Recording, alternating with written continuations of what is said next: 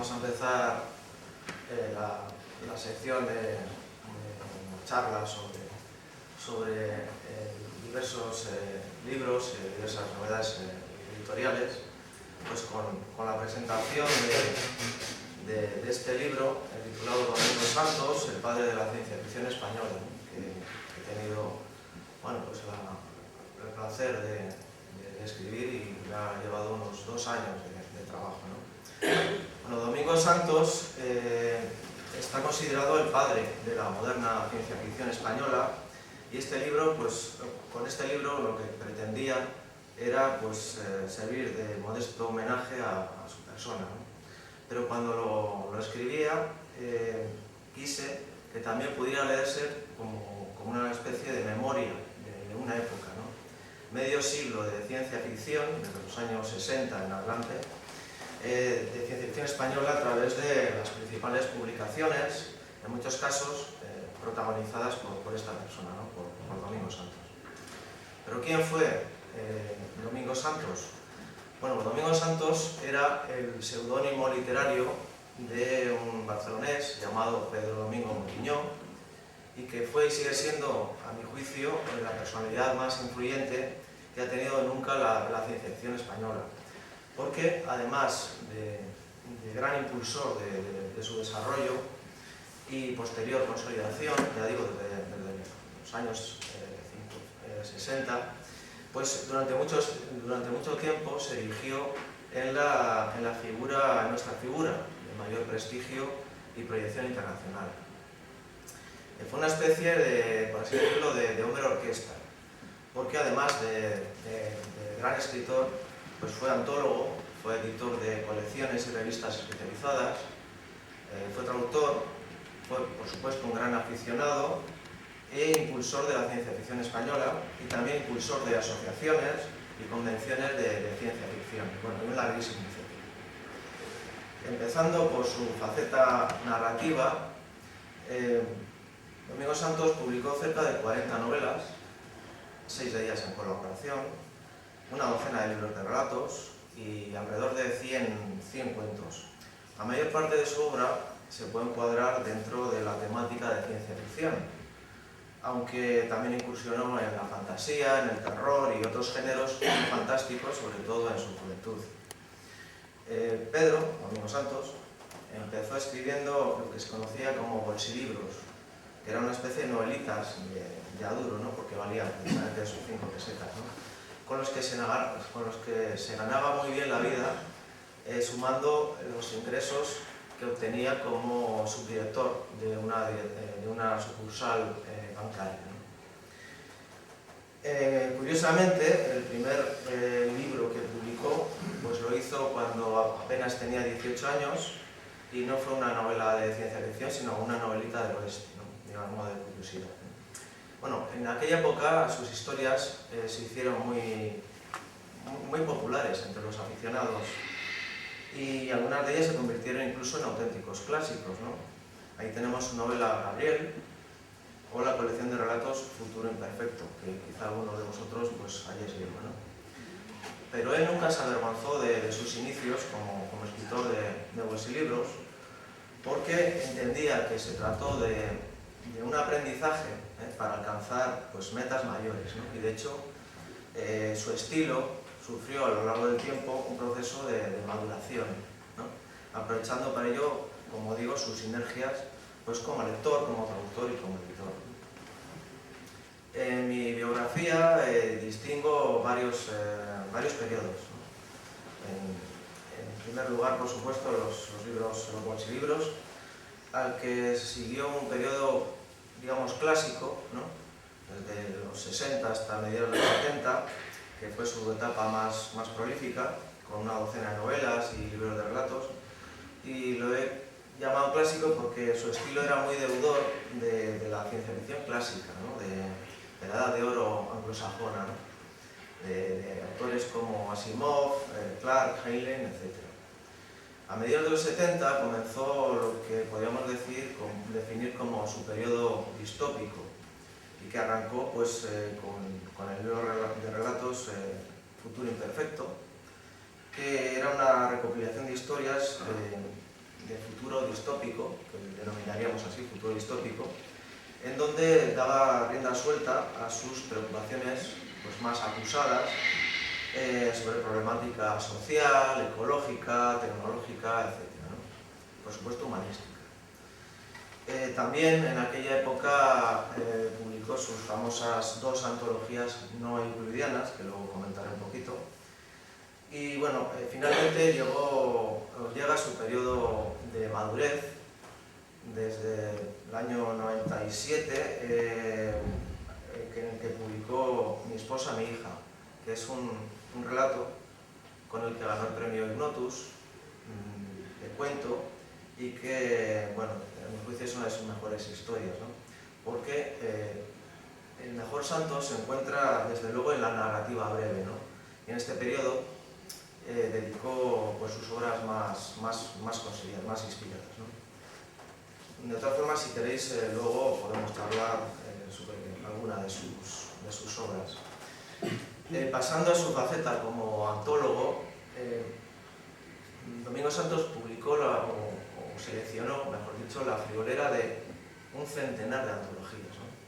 Además de las 2 antologías no euclidianas en la editorial Acervo, que he comentado antes, que contenían de nuevo relatos distópicos que hoy día conservan pues, muchos de ellos toda su vigencia, pues también fue responsable de la primera antología española de ciencia ficción, ¿no? Que lo editó en el sello Nebulae en el año 1967 y que, bueno, pues ello fue fruto del conocimiento que tenía Domingo Santos de la ciencia ficción de su época, de los autores y, por supuesto, de su buena relación con el sello, ¿no? Pero además de esta antología, publicó otra que ha sido una referencia durante mucho tiempo en la ciencia ficción española, que se tituló Lo mejor de la ciencia ficción española, precisamente. Lo publicó en los años 80 en la editorial Martínez Roca y que se reeditó más tarde en la colección Orbis, en la colección que se distribuyó en kioscos y que por ello alcanzó un público masivo, por eso es muy conocido. También publicó otra antología bastante desconocida con Luis Vigil, su eterno compañero, ¿no? Pero dentro de un número de la revista Anticipación, el último número, que es bastante, insisto, bastante desconocida, pero muy interesante. Y bueno, publicó muchas más selecciones de autores, diversas antologías colectivas, etc. Pero yo creo que si es conocido Domingo Santos, aparte por su narrativa, es por su labor editorial. Santos será siempre recordado como fundador de la revista Anticipación, la primera revista comercial de ciencia ficción que tuvo la ciencia ficción española, pero sobre todo la mítica Nueva Dimensión, que fundó junto a sus compañeros Luis Vigil y Sebastián Martínez, ¿no? Nueva Dimensión salió al mercado en enero-febrero del año 1968 y se mantuvo durante 148 números, durante 15 años y 148 números, ¿no? Siendo por tanto la más longeva e importante publicación periódica que ha tenido nunca pues, la ciencia ficción en España, ¿no? Y que dio a conocer lo más granado del género tanto a nivel nacional como internacional. En este libro comento pues, ampliamente pues, cómo se conocieron estas 3 personas y cómo se gestó la fundación de esta revista, ¿no? Pero Domingo Santos estuvo también al frente de muchos sellos, ¿no? Durante más de 40 años. Colaboró, aunque no fue director de la colección Nebulae, y ya sí que entró como director de buena parte de las colecciones especializadas de los años 70 y 80, como fueron Acervo, Ciencia Ficción, Infinitum, de producciones editoriales, Superficción, de Martínez Roca, Grandes éxitos del bolsillo de Ultramar, la Biblioteca Básica de Ciencia Ficción, de Ediciones Orbis, Cronos Ciencia Ficción, Etiqueta Futura, bueno, largo, etcétera, ¿no? Hasta llegar a Asimov Ciencia Ficción, la revista Asimov Ciencia Ficción, que él dirigió durante 3 periodos. Finales de la etapa de los 80 en Forum, una muy breve en Mega Multimedia y por fin en los años 2000 en el sello Robel, que fue la etapa más brillante, ¿no? Bueno, en este terreno conviene aclarar que el cargo de director de colección, responsable, ¿no?, de una editorial, pues se le proporcionó a Domingo Santos, lógicamente, gran prestigio, pero apenas le reportaba retribución económica, porque Domingo Santos, o Pedro, se ganaba fundamentalmente la vida con las traducciones. Lo que sí ocurría es que, siendo responsable de estas colecciones, pues se permitía elegir el material que luego iba a traducir, ¿no? O sea, que podía elegir aquellas obras que más le interesaban. Y ya llegamos por fin a su faceta como traductor. En este aspecto, Pedro fue un auténtico fenómeno de la naturaleza. Y digo esto porque su contribución pues, fue ingente. Casi 1 millar de obras traducidas entre novelas y relatos. Suyas son las versiones en español de obras consideradas maestras, grandes clásicos, como Dune, como Flores para Fernón, como Forastero en Tierra Extraña, como Cronopaisaje, o la versión española de Mecanoscrito del Segundo Origen, de Manuel de Pedrolo, y otros muchísimos títulos emblemáticos. En su inmensa mayoría fueron libros de ciencia ficción, los que traducía, lógicamente debido a su estrecha relación con el mundo editorial especializado, ¿no?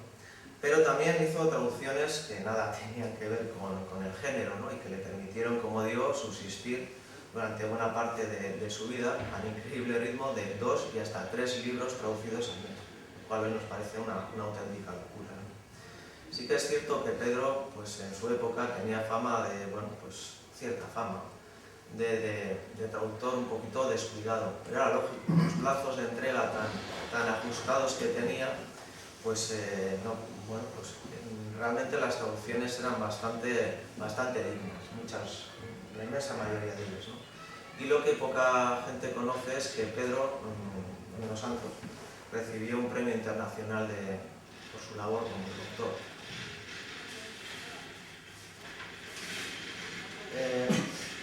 Pero Pedro hizo muchas cosas más, ¿no? Como divulgador de la ciencia ficción en España y Latinoamérica, pues escribió cientos de artículos para innumerables publicaciones, por supuesto decenas y decenas de prólogos, presentaciones de libros, editoriales para revistas, etc. Nunca podía faltar una colaboración suya, en un especial sobre ciencia ficción, en cualquier revista generalista u otro medio que quisiera hacerlo, ¿no? En este sentido, su labor como orientación durante más de 5 décadas, tanto de lectores españoles como iberoamericanos, pues dejó una impronta que se mantiene hasta nuestros días. Su papel como impulsor de la ciencia ficción española. Pues en este terreno debe destacarse pues, su enorme apoyo a la madurez de toda una generación de escritores, conocida luego como Generación Hispacón, que favoreciendo a través de las páginas de la revista Nueva Dimensión las incipientes carreras de autores como Gabriel Bermúdez Castillo, como Ángel Torres Quesada, como Rafael Marín, como Juan Miguel Herrera y Javier Redal, y un larguísimo etcétera, ¿no? Pero además, desde las páginas de Nueva Dimensión, pues contribuyeron también de una manera decisiva al asociacionismo en el Estado, ¿no? Cuando nació Nueva Dimensión en el año 1968, pues rápidamente se convirtió en el órgano oficial de los aficionados del país, ¿no? Para el lanzamiento de la revista se hicieron varios encuentros entre aficionados, uno de ellos en Madrid y otro en Barcelona, a los que se llamó mini convenciones.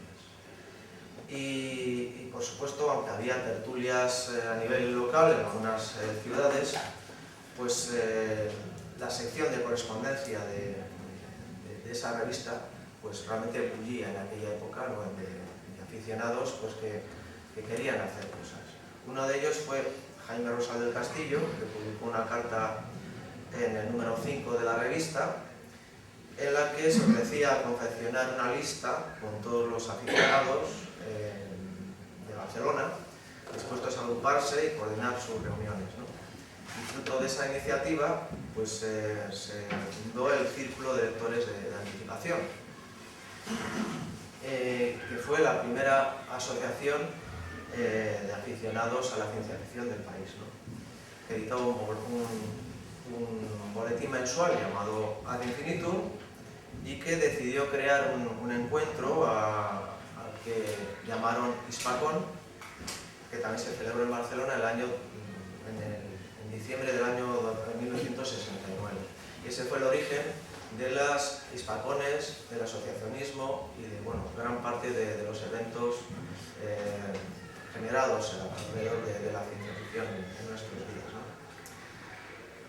Bueno, podría seguir hablando de Domingo Santos durante mucho tiempo, pero creo que han quedado claros un poco los derroteros por los que circula este libro, ¿no?